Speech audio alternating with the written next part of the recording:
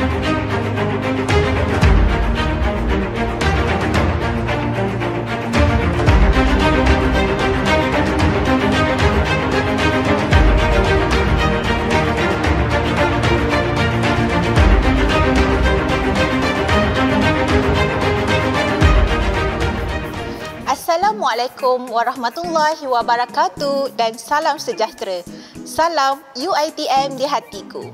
Saya Asma Amira binti Mat Marzuki selaku hos anda untuk program CSI Wellbeing siri yang ke-7.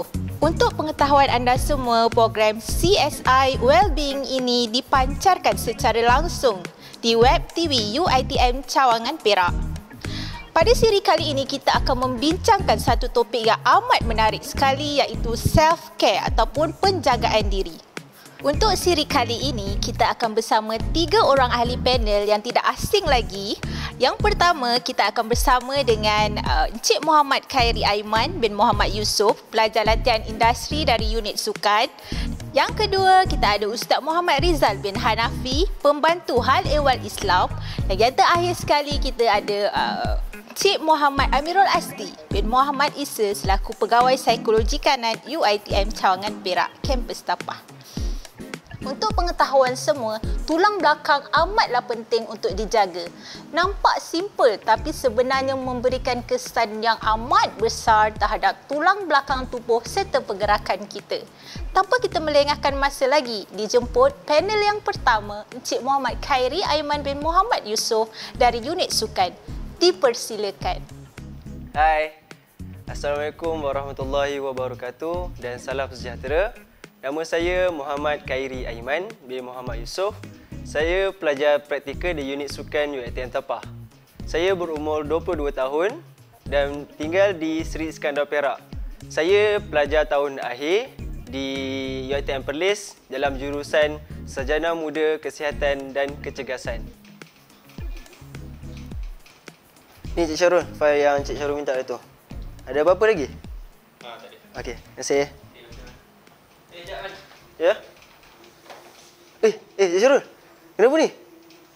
Wih, ni tanda-tanda back pain ni Cik Syarul. Apa back pain tu? Back pain ni berlaku pada umur yang 30 dan ke atas. Jadi, saya terangkan kepada Cik Syarul apa itu back pain. Okay. Back pain ni terdapat 3 jenis iaitu upper, middle dan lower. Jadi, saya ingin fokuskan kepada anda lower back pain. Jadi, tadi saya dah kupas terdapat beberapa jenis back pain. Pertama, upper back pain di atas, di tengah atau middle back pain dan lower back pain. Seperti saya katakan tadi, saya ingin jelaskan kepada anda mengenai lower back pain. Apakah punca-punca ataupun faktor terjadi akibat back pain ni? Pertama, apabila barang ataupun yang kita sendiri jatuh dan kita cepat-cepat untuk ambil ataupun kita turunkan badan untuk ambil. So, itu punca terjadinya back pain. So, cara yang terbaik untuk ambil pain yang jatuh itu tadi, anda perlu bangun, jatuh kaki anda, make sure kaki badan straight, terus stabiliskan badan dan ambil. Dan bangun.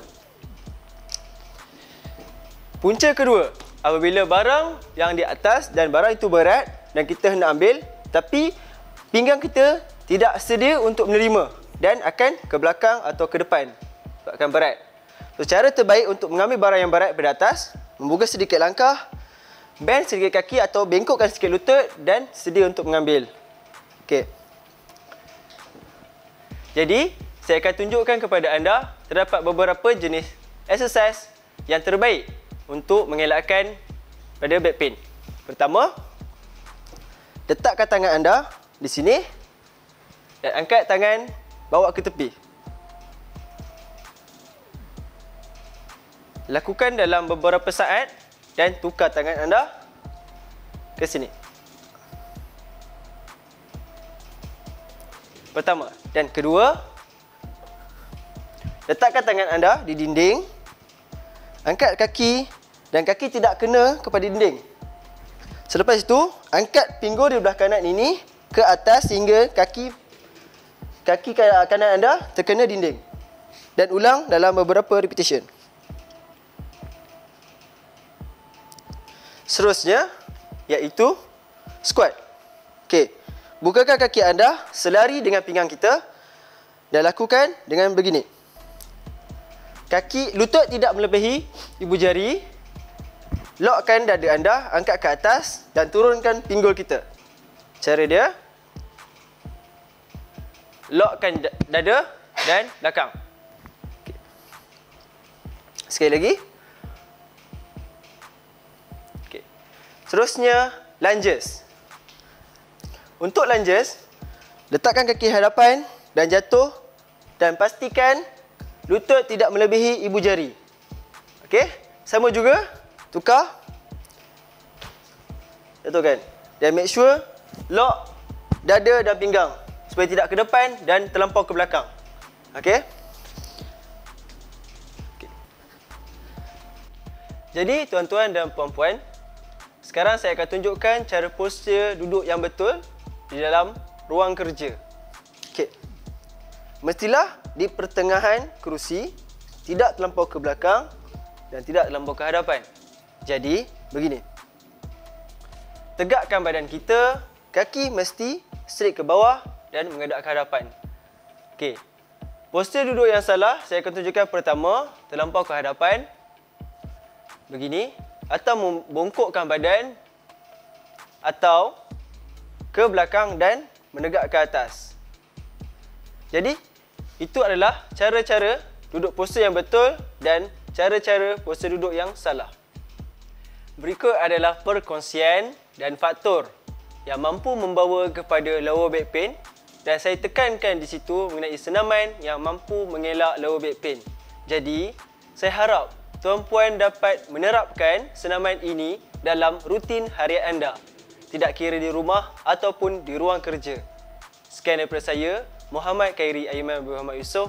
Yang terbaik itu datang daripada Allah, yang kurang itu daripada saya. Assalamualaikum warahmatullahi wabarakatuh. Terima kasih kepada Encik Muhammad Khairi Aiman bin Muhammad Yusof di atas perkongsian yang amat menarik sebentar tadi. Diharap apa yang diajar oleh Encik Muhammad Khairi Aiman kita dapat praktikkan di dalam kehidupan harian kita. Tanpa kita melengahkan masa lagi, mari kita bersama dengan panel seterusnya Ustaz Muhammad Rizal bin Hanafi, pembantu hal ehwal Islam dengan tajuknya Penjagaan Diri Menurut Gaya Hidup Rasulullah sallallahu alaihi wasallam. Dipersilakan. Bismillahirrahmanirrahim. Assalamualaikum warahmatullahi wabarakatuh. Alhamdulillahirabbil alamin wa bihi nasta'in ala umurid dunya waddin wassalatu wassalamu ala asyrafil anbiya wal mursalin wa ala alihi wa sahbihi ajma'in. Qala rabbi shrah li sadri wa yassir li amri wahlul 'uqdatam min lisani yafqahu qawli. Amin. Alhamdulillah, syukur kehadrat Allah Subhanahu Taala. Terima kasih diucapkan kepada pengacara CSI Wellbeing kita untuk yang kali ini dan untuk bahagian saya diberi tajuk self care. Self care ini adalah tajuk Mak Saleh diberikan kepada saya. Sebagaimana yang saya faham, ia adalah sebarang aktiviti yang boleh menghasilkan kesihatan mental, emosi dan juga fizikal. Lalu saya teringat kepada pepatah Arab yang berbunyi Al-aqlus salim wa jismus salim. Aqlus salim apa dia? Jiwa yang tenang, cerdas dan juga jismus salim adalah fizikal yang sihat. As-salim itu maknanya sejahtera. Tuan-tuan puan-puan yang dirahmati Allah sekalian, doktrin Islam menetapkan apa sahaja yang dilakukan oleh kita mestilah untuk manfaat kepada dua, iaitu manfaat kepada dunia masa kita hidup di dunia dan juga manfaat di akhirat. Maknanya apa yang kita lakukan di muka bumi ini, hidup yang sementara ini, haruslah, patutlah kita fikirkan sekali. Kebaikan yang kita lakukan itu boleh dikecapi, dinikmati di dunia dan juga boleh dikecapi juga di akhirat. Iaitu dalam self care kali ini saya ingin kongsikan dengan anda semua bahawa ada beberapa yang dianjurkan oleh Islam untuk mencapai kesihatan mental, emosi dan juga fizikal. Yang pertama dengan makan makanan yang halal lagi baik. Sebagaimana firman Allah Subhanahu wa taala di dalam Al-Quran surah Al-Baqarah ayat yang ke-168, ba'da a'udzu billahi minasyaitonir rajim. Ya ayyuhan nasu kulu mimma fil ardi halalan thayyiban wa la tattabi'u khutuwatis syaitan innahu lakum aduwwum mubin. Wahai manusia, makanlah apa sahaja di bumi ini adalah makanan-makanan yang baik, yang halal lagi baik. Wala tattabi'u khutuwatis syaitan. Jangan sesekali ikut jejak langkah syaitan. Sesungguhnya syaitan itu adalah yang sesat dan nyata, sesat yang nyata. Baik. Maksudnya tuan-tuan puan-puan yang dirahmati Allah sekalian, halalan thayyiban, ialah halal yang lagi baik. Antaranya ialah kita perlu elak daripada makan makanan yang haram dan juga syubhah. Pada fizikal makanan itu pun kita tak boleh makan benda yang haram, dan juga punca yang untuk mendapatkan makanan tersebut adalah janganlah daripada punca yang haram dan juga syubhah. Maknanya makanan yang kita makan yang halal lagi baik ini adalah yang apabila kita makan, selepas kita makan, bukan sekadar untuk rasa kenyang, bahkan memberi kesihatan, kecergasan, bahkan dapat kita memperolehi keberkatan, rahmah, tenang, urusan jadi teratur dan tidak kelam kabutlah. Dan juga sambil-sambil kita mengambil makanan, mengambil diet, untuk target kita nak jadi badan kita sihat, akal kita pun jadi cerdas. Sambil-sambil itu kita sekali patuhkan kepada arahan Allah dan mengelak daripada melakukan apa yang dilarang atau dicegah oleh Allah Subhanahu wa taala. Baik, yang kedua iaitu gaya hidup sunnah. Gaya hidup sunnah daripada surah Al-Ahzab. Kalau tak silap saya, surah Al-Ahzab ayat yang ke-21 yang berbunyi, A'udzubillahi minasyaitonirrajim, laqad ja'akum fi rasulillahi uswatun hasanah. Sesungguhnya pada diri baginda Rasulullah SAW itu adalah suri teladan yang baik. Janganlah kita hanya mengambil teladan ataupun sunnah baginda hanya seten-seten sahaja, hanya beberapa bahagian, ataupun kita ambil, kita guna pakai yang hanya mengikut selera kita sahaja. Bahkan dalam hendak mengamalkan kehidupan, dalam hendak menguruskan kita nak dapat kesihatan fizikal dan juga kecerdasan mental, perlu juga kita ikut sunnah baginda Rasulullah SAW. Jadi apa-apa sahaja rancangan, hendaklah kita berasaskan Al-Quran dan As-Sunnah. Baik pengurusan badan kita, urusan kerja, muamalat, berniaga, melaksanakan tanggungjawab, jadi pemimpin, jadi apa sahaja karakter ataupun yang diberi amanah kepada kita, kita laksanakan dengan menjadikan baginda sebagai suri teladan. Rancang dengan apa yang ada di tangan. Lagu Nausihat. Bukan yang kita angan-angankan.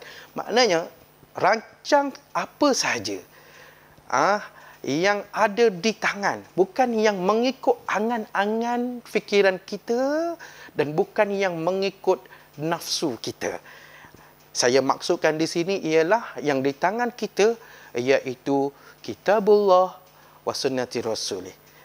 Al-Quran dan juga sunnah. Baik dalam kita merancang, kita nak kurus. Kononnya kurus itu boleh meringankan urusan kita nak pergerakan dalam solat. Bagus niat itu. Tetapi kena ambil dan juga ikuti saranan-saranan yang dianjurkan dan yang telah dilaksanakan oleh baginda Rasulullah sallallahu alaihi wasallam. Dan juga boleh kita tengok juga dalam kitab Syama'il Muhammadiyah. Ada detail diceritakan dengan jelas dan terperinci. Dan di sini terkini yang saya ingat diet Nabi baginda Rasulullah sallallahu alaihi wasallam macam mana, apa, berapa kan yang selalu yang dimakan oleh baginda Rasulullah SAW dan juga yang diminum oleh baginda Rasulullah SAW. Antaranya iaitu Nabi makan roti dibuat daripada gandum, minum susu, cuka juga, cuka yang bukan cuka yang macam cuka yang kita duk makan selalu, cuka tiruan yang asid tu, yang asid kemungkinan apa kimia dan sebagainya campurannya, Allah Ta'ala alam yang tu. Cuma yang disebut di sini ialah namanya khal. Khal ini adalah cuka yang dibuat daripada buah-buahan. Lebih dikenali kalau kita di sini iaitu kalau tak silap saya apple cider, kalau tak silap saya. Lepas tu pula madu dan juga kurma. Okey, baginda Nabi SAW baik fizikalnya pun cantik, akhlaknya pun cantik, amanah urusan kerja sebagai pemimpin pun teratur, berjaya, bahkan boleh memerintah dunia ketika itu, iaitu Islam memerintah dunia ketika baginda jadikan Madinah Masjid An-Nabawi sebagai tempat pemerintahannya. Begitu juga kita boleh jadikan baginda dalam bab menjaga kesihatan badan kita.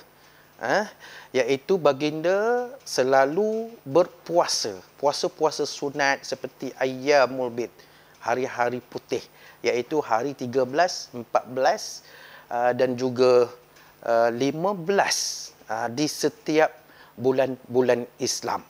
Okey, saya dapat info bahawa dengan banyak berpuasa ini boleh mengawal kalori, gula, toksin dan sebagainya.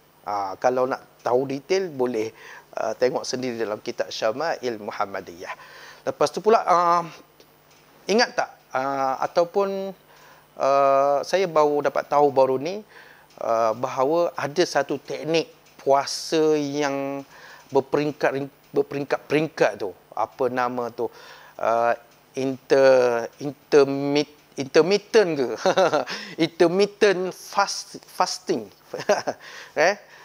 Yang telah dilaksanakan juga oleh baginda sebenarnya. Iaitu kalau kita tahu baginda Rasulullah SAW ni jarang kenyang. Iaitu baginda banyak berlapar. Berpuasalah maknanya. Jadi mengikut kajian dengan intermittent fasting ini banyak memberi manfaat kepada kesihatan. Nabi dah buat dah dulu. Okey. Sehingga sambil-sambil kita orang kata sekarang ni kalau bahasa mudah kita menjaga badan. Diet. Sambil-sambil kita menjaga badan, sambil-sambil kita mematuhi perintah Allah, mengabdikan diri kepada Allah dengan ibadat berpuasa. Seterusnya, natijah hasil daripada amal ibadat tersebut boleh makin elok juga akhlak. Okey? Dan seterusnya baginda Rasulullah SAW bersenaman juga, beriadah juga, iaitu yang paling banyak mengikut kata ulama baginda banyak solat. Tapi kita hari ni banyak riadah, banyak berlari, banyak berbasikal tapi kurang solat. Baginda Nabi SAW banyak solatnya. Itulah yang jadi senaman utama baginda Rasulullah sallallahu alaihi wasallam. Ada juga berlari, ada juga diriwayatkan baginda berlari dengan Sayyidatina Aisyah radhiyallahu anha sehingga kan baginda menang dalam berlumba lari tersebut. Ada juga baginda berlatih memanah dan juga berlatih berperang. Itu ambil masa yang khusus oleh baginda sallallahu alaihi wasallam. Baik. Aktiviti apa yang diusahakan hendaklah di dalam redha Allah, iaitu dalam kepatuhan pada Allah dan jadikan Rasul sebagai ikon dan juga ikutan. Bukan kita jadikan atlet-atlet sukan, yang mana apatah lagi dia bukan Islam, kita jadikan ikon. Kalau kita jadikan baginda Rasulullah alaihi wasallam, kita menepati apa yang dikehendaki oleh Allah, yang diredai oleh Allah. Seterusnya manfaatnya lagi jelas, lagi tepat, dan juga mantap hasilnya kita perolehi di dunia dan juga di akhirat. Baik, yang ketiga, dah settle dah kita makan halalan thayyiban, makan benda yang halal lagi baik. Dah settle kita ikut gaya hidup sunnah Rasulullah sallallahu alaihi wasallam. Seterusnya jangan lupa perlu juga berdoa. Kita dah ikhtiar, kita dah berusaha, dan seterusnya kita berdoa juga. Dan di sini saya nak anjurkan semua selalu kita dengar dan kita selalu juga doa selepas solat, kan? Paling tidak kita baca Allahumma inna nas'aluka as-sihhah wal afiyah wa hasunal khuluq. Ya Allah, aku mohon dikurniakan kesihatan. Nas'aluka as-sihhah wal afiyah, dan al-afiyah adalah yang baik-baik, yang tidak daripada haram dan syubhah. Okey, dan juga tidak mudarat. Wa hasunal khuluq, dia sekali dalam satu rangkai doa tersebut sekali, dan wa hasunal khuluq iaitu kebaikan akhlak. Sebab tu cantiknya Islam, anjuran Islam, saranan Islam adalah sangat bermanfaat dan menepati fitrah manusia. Bukan sekali hanya untuk sihat saja, tapi perangai Masya Allah. Dia makan ikut sunnah Nabi, anjuran-anjuran Islam. Kalau kita banyak solat, kan, kita banyak buat amal ibadat ikut Nabi, sebagaimana saya bagi tahu sebentar tadi, maka akhlak kita pun akan jadi comel. Barulah kita kata orang ni muka handsome, badan cantik, tapi perangai Masya Allah. Kita tak nak gitu. Kita nak perfect, badan comel, sadar, kita nak sadar sangat, ramai nak sadar. Okey, sekali dengan akhlak. Bila diberi amanah, elok dilaksanakannya. Bila bercakap, dipercayai, sidik, bercakap benar. Okey, dan bila apa-apa saja dalam bermuamalat, orang rasa puas hati, orang akan rasa baik, rasa bahagia bersamanya. Dan bila tak adanya kita tu, bila orang dah selesa dengan kita, akan orang rasa kehilangan.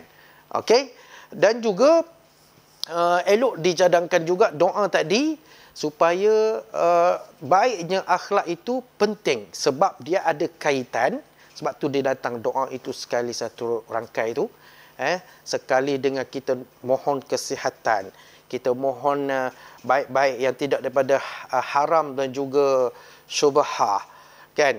Dan seterusnya, daripada dua tadi akan tercapainya juga akhlak. Dan akhlak inilah yang sangat dinilai oleh Allah Subhanahu Wa Taala, sehingga kita mencapai peringkat ataupun pengiktirafan sebagai mukmin sejati, apatah lagi sebagai hamba Allah yang bertakwa, kan? Itu yang paling tinggi. Kita selalu dengar pada hari Jumaat, ittaqullah, ittaqullah, ittaqullaha haqqa tuqatih Katanya khatib apabila menyampaikan khutbah, bahkan ia menjadi rukun. Okey, kita duk dengar tapi kita tak faham. Kita dengar hari ni dinasihatkan supaya bertakwa. Tapi balik daripada solat Jumaat, kita balun makan makanan yang tidak halal ataupun syubhah. Ataupun punca yang kita dapat rezeki tersebut daripada punca yang haram. Jadi kita minta jauh. Okey? Jadi kalau kita mengamati saranan dan juga anjuran tadi, insya-Allah kita akan tercapai keredaan Allah dalam apa sahaja yang kita laksanakan. Settle semua, makan halal lagi baik, kan? Gaya hidup sunnah bagi Rasulullah SAW, dan doa, dan last sekali kita tawakal. Sebagaimana firman Allah dalam surah Ali Imran ayat 159. Fa'idha azamta fatawakkal ala Allah. Apabila kita berazam, maka kita bertawakallah kepada Allah. Tawakal ni tuan-tuan puan-puan yang dirahmati Allah sekalian, ia adalah ayat motivasi yang terakhir. Selepas kita plan, setelah kita do dan seterusnya kita check. Cek ini antaranya tawakal. Cek, dan bila natijah kita dapat, sama ada positif ataupun negatif, kita redha. Bukannya kita merau, bukannya kita kita kecewa, stres, kan? Target nak 3 bulan nak kurus. Sebab tu awal-awal apa sahaja kita nak buat, innamal a'malu binniyat. Kita niat kurus untuk apa? Kita niat nak jadi sadar untuk apa? Kita niat aktif aktif sukan. Kita beriadah, kita berlari, berbasikal, main badminton dan sebagainya. Untuk apa sebenarnya? Niat main peranan yang sangat penting, yang mana bila kita niat awal-awal itu, biarlah kerana Allah, itu saya kata tadi, biarlah apa yang kita niat untuk mencapai kebaikan di dunia dan juga kebaikan di akhirat sekali, kan? Jadi bila kita dah usaha dengan baik, kita dah ikut anjuran saranan Islam ataupun daripada baginda Rasulullah SAW, kita tidak perlu kecewa. Itu konsep tawakal. Jadi kita serah pada Allah. Aku dah buat, aku dah ikut sebaiknya. Jadi kalau kita niat ada kaitan dengan tak elok, lepas tu kita pula buat saranan yang bukan selain daripada Islam, lepas tu pula kita tidak berdoa, last sekali kita tidak dapat natijah hasil usaha kita itu dengan baik, kita akan kecewa. Dan ingat, kecewa dengan redha tadi juga milik Allah Subhanahu Wa Taala. Kita juga kena minta dengan Allah Subhanahu Wa Taala, dengan apa yang aku usaha ni, kurniakanlah kepada aku dengan jiwa yang tenang, dengan natijah yang baik, natijah yang boleh dimanfaatkan. Dan juga bila kita dah tawakal kepada Allah, settle dah kerja kita. Kita pun dengan tenang. Jadi apa guna tuan-tuan, puan-puan yang dirahmati Allah, kita usaha banyak, kita ikhtiar banyak, last sekali kita kecewa. Kalau kita badan sihat, akal kita pun cerdas, tetapi tidak dapat berjaya melaksanakan ibadat kepada Allah dengan jayanya. Apa gunanya jika kehidupan kita sepanjang umur kita, lifestyle kita, gaya kehidupan kita memang gaya kehidupan seorang yang sihat. Akal pun cerdas. Jika minta idea, ada saja idea yang brilian atau bernas. Tetapi hembus nafas kita yang terakhir adalah su'ul khatimah. Dan juga bila di alam barzah kita dah diseksa, dah rasa dah bias-bias api neraka, dan apatah lagi di akhirat nanti kita calon ke neraka. Wal iyadzu billah min zalik. Jadi kita minta jauh. Jadi biarlah apa yang diniatkan menepati redha Allah. Apa yang diusahakan menepati keredaan Allah. Dan doa dan tawakal sentiasa yang seterusnya dapat menjamin perjalanan hidup kita smooth, elok, diredai oleh Allah, dirahmati Allah. Ending, hembusan nafas kita terakhir, kita meninggal dunia pun dalam keadaan baik. Seterusnya, kita dicalonkan ke syurga Allah Taala. Jadi tuan-tuan perempuan yang dirahmati Allah sekalian. Jadi dah habislah pencapaian saya. Sekadar sahaja perkongsian yang tak seberapa daripada saya ini. Semoga apa yang saya sampaikan boleh diambil manfaat ataupun iktibar. Yang tak elok, yang lemah itu saya mohon maaf, dan saya sentiasa memberi peluang kepada diri saya dan juga sesiapa sahaja untuk membuat penambahbaikan kepada apa sahaja yang saya sampaikan. Jadi aqulu qawli hadza astaghfirullahal azim li wa lakum wa lisairil muslimin wal muslimat wal mu'minin wal mu'minat fastaghfiru faya fawzal mustaghfirin wa ya najatat taibin wa billahi taufiq wal hidayah. Wassalamualaikum warahmatullahi wabarakatuh. Bagaimana dengan perkongsian yang diberikan oleh Ustaz Muhammad Rizal sebentar tadi? Menarik bukan? Moga kita dapat praktikkan dalam kehidupan seharian kita. Tanpa kita membuang masa, mari kita ke panel yang seterusnya, iaitu Encik Muhammad Amirul Azdi, Pegawai Psikologi Kanan, yang akan membincangkan tentang self-care dari perspektif psikologi. Dipersilakan. Bismillahirrahmanirrahim. Assalamualaikum warahmatullahi taala wabarakatuh. Alhamdulillah, syukur kepada Allah Subhanahu wa taala dengan izin dan limpah kurnianya dapat kita bersama-sama dalam program CSI Wellbeing siri 7 yang dihoskan oleh UiTM Cawangan Perak, Kampus Tapah. Bersama saya Muhammad Amir Azdi bin Muhammad Isa, Pegawai Psikologi Kanan di Unit Kejayaan dan Kaunseling Kampus Tapah, dan saya akan berkongsi dengan anda tips penjagaan diri atau self-care dari perspektif psikologi. Adalah penting untuk kita memastikan penjagaan diri diurus dengan baik, termasuk dari segi emosi, fizikal dan mental setiap hari. Dan bukan pada masa kita tidak sihat baru kita nak jaga diri kita.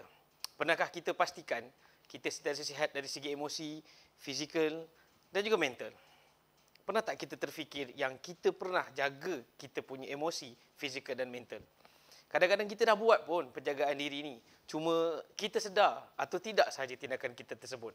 Atau sudahkah kita pastikan kita betul-betul jaga diri kita sihat dari segi aspek emosi, fizikal dan mental? Memastikan diri kita terjaga bukan satu perkara yang mudah. Kesibukan kerja, tanggungjawab terhadap keluarga dan sebagainya menyebabkan kadang-kadang kita terlepas pandang isu ni. Kenapa kita perlu pastikan diri kita terjaga dengan baik? Dan untuk kita praktikkan penjagaan diri ini memerlukan satu tindak balas dan motivasi yang secara konklusif. Ia juga berbeza mengikut individu. Isteri kita lain cara dia self-care. Kawan-kawan sekerja kita lain cara penjagaan diri dia. Anak-anak kita juga lain caranya. Dan setiap daripada kita ini berbeza mengikut kemampuan dan kebolehan masing-masing. Kajian mendapati self-care atau penjagaan diri merupakan satu set atau tindakan aktiviti yang berkait dengan kehidupan seharian. Ia mampu meningkatkan kesihatan diri secara optimal. Penjagaan diri atau self-care juga mampu membantu kita menghindari daripada penyakit, baik fizikal maupun mental. Ia juga dapat mengesan simptom-simptom awal penyakit. Berarti kita bila dapat tahu kita dapat penyakit, so kita bersikap positif menghadapi permasalahan tersebut. Dan kita juga mampu mengurus penyakit kronik dengan baik. Apabila kita telah menghidapi penyakit-penyakit yang berbahaya, yang kronik ini, kita dalam keadaan kita redha, tenang dan sabar menghadapi, serta kita tahu macam mana kita nak mengubati penyakit tersebut. Yang ini penting self-care. Arti kata lain, self-care ini melibatkan sekali lagi emosi, fizikal dan mental kita supaya kita mampu urus perkara-perkara yang mendatangkan permasalahan kepada diri kita dengan lebih baik. Ingat, self-care sangat penting dan ia tindakan atau perkara yang kecil tetapi memberi makna yang besar dalam kehidupan kita. Self-care atau penjagaan diri yang melibatkan aspek psikologi yang saya akan sentuhkan kepada tuan-puan adalah kepada dua perkara. Yang pertama adalah tips kesihatan dari segi aspek sosial dan yang kedua adalah tips kesihatan dari segi aspek mental dan emosi. tip kesihatan sosial, ada kajian menunjukkan bahawa hubungan sosial memberi kesan kepada mental, sikap, fizikal dan juga permasalahan yang lain. Okey. Hubungan sosial bermaksud kesihatan emosi, fizikal dan mental yang memberi kesan sama ada jangka pendek maupun jangka panjang. Okey. Penjagaan sosial ataupun kesihatan sosial ini termasuklah memupukkan hubungan positif serta menyedia dan mendapatkan sokongan sosial dalam kalangan masyarakat dan persekitaran. Tips kesihatan sosial yang pertama adalah terlibat dengan interaksi bersemuka, face-to-face interaction. Okay, terlibat dengan hubungan interaksi secara bersemuka ini memberi kita satu budaya yang positif serta perhubungan yang bermakna. Okay, ia juga membantu kita mengelak daripada kita bersendirian dan boleh divert ataupun boleh kita pesongkan apa permasalahan, konflik yang kita hadapi kepada perkara-perkara yang lain. Selain itu juga hubungan interaksi bersemuka ini juga membantu kita menterjemah emosi dan perasaan dengan lebih jelas kepada orang lain. Bahkan orang lain mampu menterjemah perkara yang sama kepada diri kita. Dan ini saling bergantung antara satu sama lain dan juga saling membantu antara satu sama lain juga membolehkan self-care atau penjagaan diri ini dapat dicapai dengan baik. Tips yang kedua adalah memupuk perhubungan yang baik. Okay, relationship yang baik. Relationship ataupun positif, hubungan yang positif ini sangat berharga dan penting untuk kesihatan kita. Ia membantu kita daripada terpengaruh dengan emosi yang negatif dari persekitaran. Okay, ia juga boleh membantu orang lain yang ada masalah yang sama ataupun apa saja masalah sekaligus memberi kepuasan kepada diri kita dan juga orang lain. Di samping itu juga hubungan yang baik ini boleh membolehkan kita bergantung harap kepada orang lain untuk membantu kita menyelesaikan masalah dan kita tidak perlu bergantung kepada diri sendiri semata-mata untuk menyelesaikan masalah kerana ada kadanya kita memerlukan orang lain juga untuk membantu kita. Okey, tips yang seterusnya adalah kita mengamalkan apa saja perkara-perkara yang baik. Mengamalkan apa saja perkara-perkara yang baik dalam kehidupan seharian bukan saja boleh meningkatkan tahap usia kita, tapi juga boleh meningkatkan lagi emosi dan mood kita seharian. Selain daripada itu juga kita membantu meningkatkan mood ataupun emosi orang lain dengan membantu mereka atau menyediakan mereka kepada perkara-perkara yang baik yang boleh kita buat. Sebagai contoh, okay, apabila kita pergi ke satu tempat, sebagai contoh di kafe, kita nampak ada sampah. Walaupun ia sampah yang kecil dan tidak mendatangkan apa-apa masalah yang besar, tetapi dengan perbuatan kita membuang sampah di tempat yang betul seperti tong sampah, ia membantu meningkatkan motivasi kita. Di samping kita juga menyediakan satu suasana yang baik kepada orang lain. Dan ini merupakan win-win situation kepada kedua-dua pihak dan insya-Allah membantu self-care antara kita dan juga orang lain. Tips yang seterusnya dalam konteks kesihatan sosial ini adalah kita boleh meninggalkan pesanan, mesej ataupun nota kepada siapa-siapa saja yang kita kehendaki. Meninggalkan nota, pesanan, mesej yang baik, positif serta memberi manfaat bukan saja berfaedah untuk diri kita tetapi juga untuk orang lain. Ia menimbulkan suasana yang lebih ceria antara dua pihak. Di samping kita juga berkongsi kegembiraan kita kepada orang lain. Dan insya-Allah apa yang kita buat hari ini adalah untuk manfaat orang lain dan kita anggapnya sebagai satu pertolongan kecil yang membantu orang lain juga menjaga diri mereka sendiri ataupun self-care pada mereka. Sticky note, status WhatsApp, FB dan seumpamanya adalah antara metod ataupun antara kaedah yang boleh kita buat dalam proses dalam meninggalkan pesanan, nota dan mesej ni kepada orang lain. Dan apabila orang lain baca dan memberi inspirasi serta mampu membantu mereka, ia boleh membantu kita juga untuk meninggalkan kesan yang positif kepada diri kita dari segi aspek emosi, fizikal dan juga mental.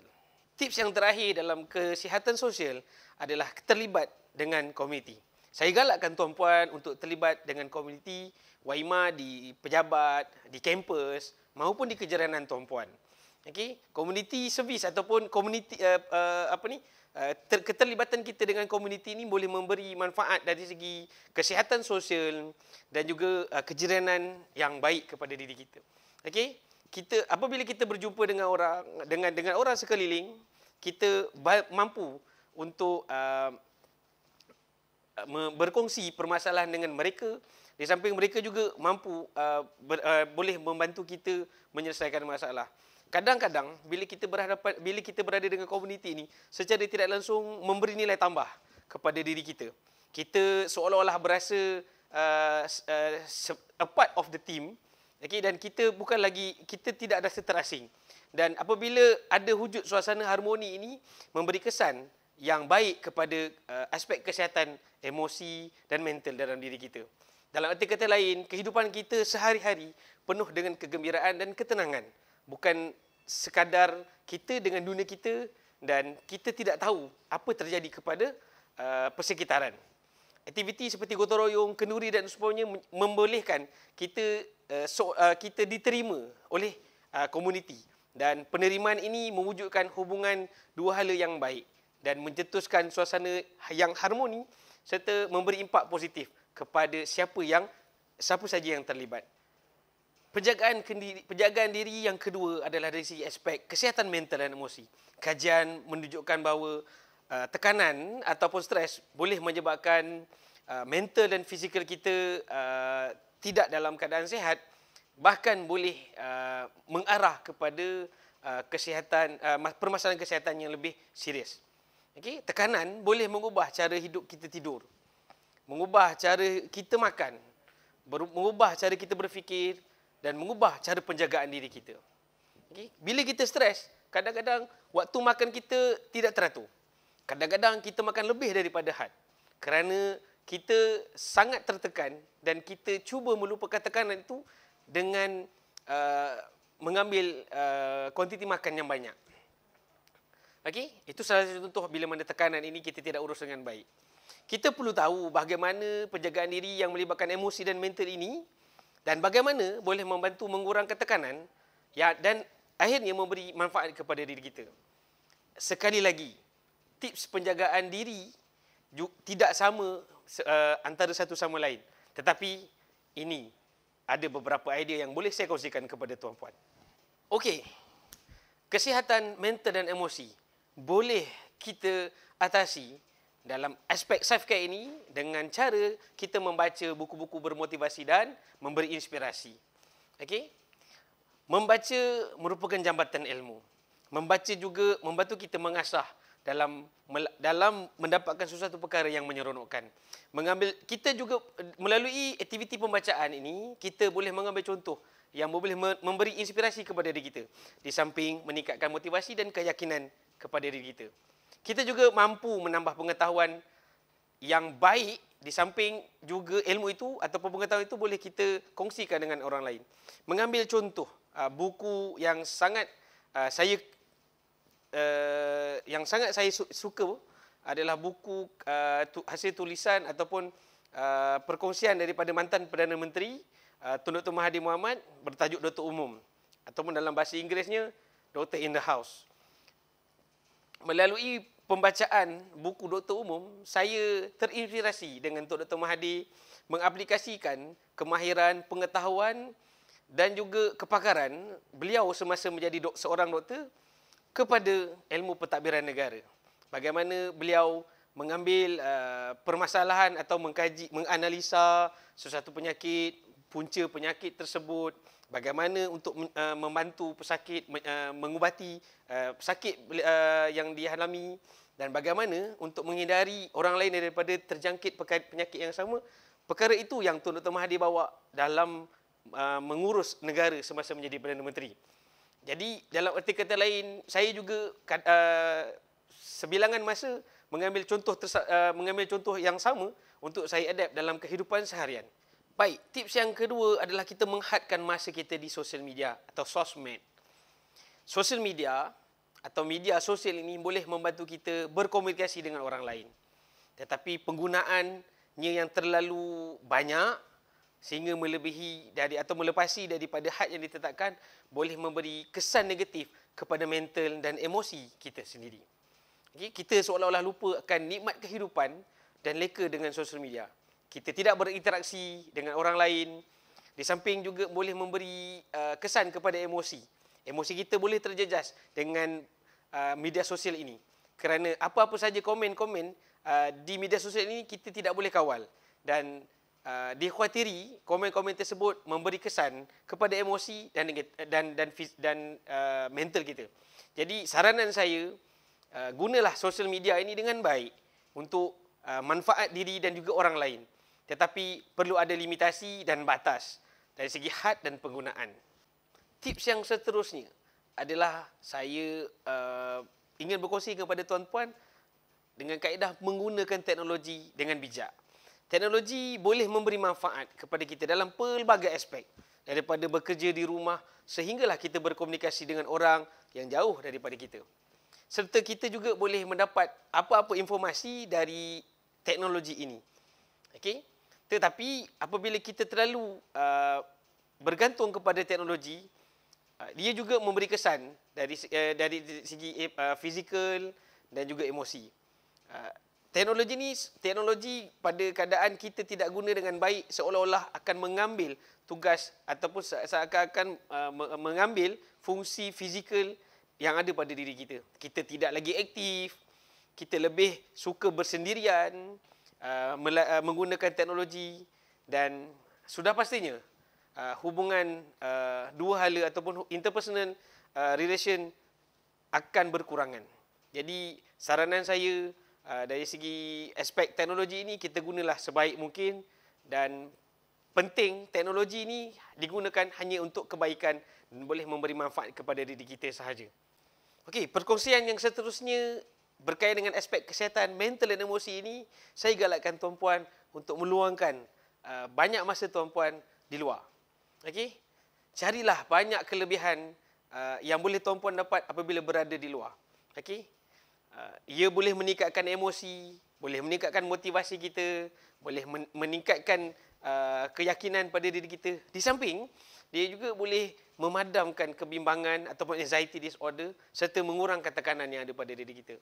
Apabila kita berhadapan dengan satu-satu permasalahan, antara saranan saya, cubalah beriadah di luar. Ataupun meluangkan masa tuan-puan di luar. Bukan berada dalam bilik, ataupun ruangan office di kerja maupun di rumah. Okey, mengambil contoh, apabila tuan-puan ada berhadapan dengan satu-satu permasalahan di tempat kerja, okey, keluarlah dari office sementara, okey, seketika untuk menikmati panorama di luar. Okey, menghirup udara yang nyaman, menikmati keindahan alam, bahkan kita berjumpa dengan kawan-kawan juga boleh membantu kita melupakan seketika permasalahan. Dan ini tips yang paling baik untuk kita menjaga diri kita ataupun kita prevent self-care, kita punya self-care daripada berlakunya permasalahan. Okay? Dalam arti kata lain, bila kita berhadapan dengan permasalahan, jika kita keluar seketika daripada ruang yang kita ada tu, ia boleh membantu kita mengurangkan tekanan ataupun dan lebih penting adalah meningkatkan kita punya mood kembali, boost kita punya mood. Yang terakhir dari saya berkaitan dengan tips penjagaan diri dari segi aspek kesihatan mental dan emosi adalah carilah jalan keluar kepada permasalahan emosi. Apa yang boleh membantu meningkatkan motivasi tuan-puan? Apa yang boleh membantu meningkatkan mood tuan-puan? Apa yang boleh membantu tuan-puan dalam memastikan kesihatan mental tuan-puan terjaga? Okey, sama ada ianya melukis, berkebun, menjahit, memasak dan seumpamanya. Luangkanlah masa untuk melakukan perkara-perkara tersebut yang boleh memberi keseronokan, boleh memberi kegembiraan, boleh memberi ketenangan kepada tuan-puan. InsyaAllah, okey, dengan melaksanakan tips-tips yang saya kongsikan ini boleh membantu tuan-puan dari segi aspek penjagaan diri. Okey, saya kongsikan tadi dua, kesihatan dari segi aspek sosial dan kesihatan dari segi aspek mental dan emosi. Okey. Akhir kata, saya ucapkan terima kasih kepada tuan-puan kerana meluangkan masa bersama dengan saya. Okey, mana yang baik itu datang dari Allah Subhanahu Wa Taala, yang buruk datang dari kelemahan saya sendiri. Okey. Sebarang perkongsian saya alu-alukan melalui email dan juga talian phone yang ada di website UiTM. Dan sekali lagi, saya sarankan tuan-puan untuk jaga diri supaya tidak terlibat atau supaya kita terhindar daripada permasalahan yang melibatkan aspek emosi, fizikal dan mental. Terima kasih. Terima kasih kepada Encik Muhammad Amirul Asdi bin Muhammad Isa di atas perkongsian sebentar tadi. Dengan berakhirnya perkongsian yang telah diberikan oleh beliau, maka berakhirlah program CSI Wellbeing kita untuk siri yang ke-7 pada kali ini. Terima kasih kepada ketiga-tiga panel yang telah memberikan input dan maklumat dari perspektif masing-masing. Saya, Asma Amira binti Mat Marzuki selaku hos anda ingin memohon maaf sekiranya ada ketelanjuran atau salah kata sepanjang saya mengacara program pada kali ini. InsyaAllah kita akan berjumpa pada siri akan datang. Assalamualaikum warahmatullahi wabarakatuh.